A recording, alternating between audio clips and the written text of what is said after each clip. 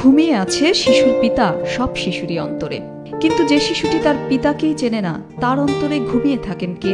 এর উত্তর হয়তো এই নিষ্পাপ শিশুদের কাছে নেই।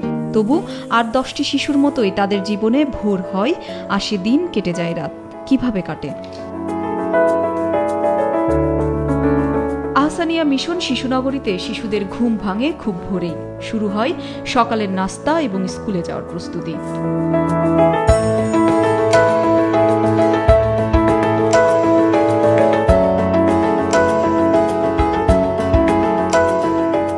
মিলেমিশে সারি বেঁধে একই কাতারে একই রকম খাবার খায় এখানকার শিশুরা।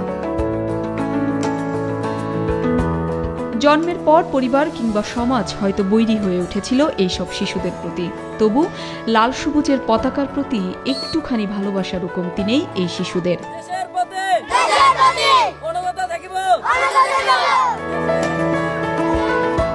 অন্তত দেশপ্রেমের এমন শিক্ষাই পাচ্ছে এখানকার শিশুরা। পাংচুয়ালিটি, ম্যাচুরিটি সব দিক দিয়েই এরা অগ্রসর অনেক বেশি। যারা মাতৃস্নেহ পায় নাই, মায়ের জন্য করে, তাদের একটু যদি আদর করে কথা বলা যায়, কাছে ডেকে বসা যায়, গায়ে মাথায় হাত বুলানো যায়, তারা অনেক তৃপ্তি পায়। আমি যদি কখনো এদেরকে ছেড়ে যাই হয়তো বা থাকতে পারবো না, এদের টানে আমাকে এখানে আসতেই হবে। শুভ সকাল।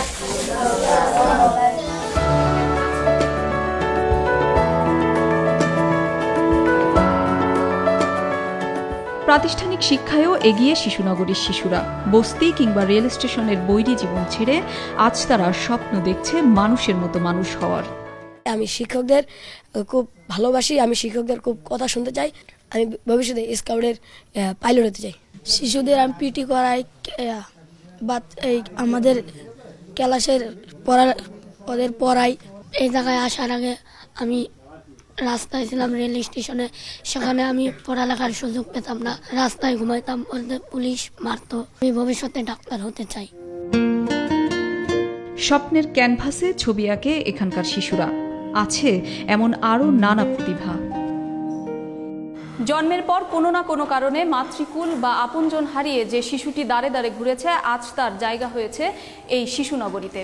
এখানে আনুষ্ঠানিক বা প্রাতিষ্ঠানিক শিক্ষার পাশাপাশি খেলাধুলা এবং সাংস্কৃতিক কর্মকাণ্ডের মাধ্যমে নিজেকে ভবিষ্যতের জন্য প্রস্তুত করছে শিশুরা। আর একটি শিশুও যাতে তাদের জীবনে হেরে না যায় সেই প্রস্তুতি নিচ্ছেন এখানকার কর্তৃপক্ষ। লাকমিনা জেসমিন সোমা, নিউজ 24, পঞ্চগড়।